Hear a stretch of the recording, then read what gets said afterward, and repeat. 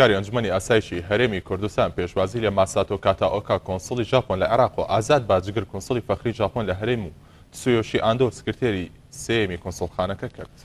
دەستپێکە هەفتێتنە باڵیۆزی ژاپۆنە شابوونەخوا لە هەمبەر پێشکەتنین هەرێما کوردستانê diyar kir û balkişanda sertenahiya herêmê ku faktereke serekeya handana bazirgan û xwedîkarên Japonyê dakuv beranînê li Herêma Kurdistanê pêk bînin. Eroha rola civata asayişa Herêma Kurdistanê bilind nirxand û hêviya pêşketinên berdewam jê rexwest. Balyozê Japonê balkişanda ser wê kêşî ku xaleke hevbeş di dîroka sexta her du gelên Kurd û Japonî de heye و یا هری اشکره هیروشیما و هەڵەبجەنە و ئەف ئازمونا تراژیدی ji bo hemû gelên cîhanê waneyeke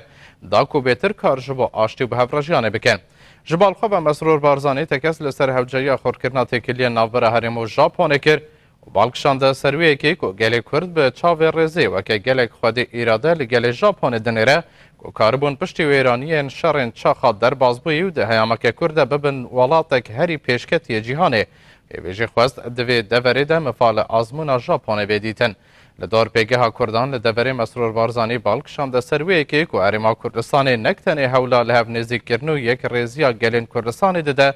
lê dixwaze jî bibe faktereke li hev nêzîkkirina hemû gel û ol û tayîfeyên deverê û di vîwarê jî de Kurdan azmûneke baş heye ji ber bi awakî berdewam Kurdistan devera bihevrejiyan û lêborînê bûye.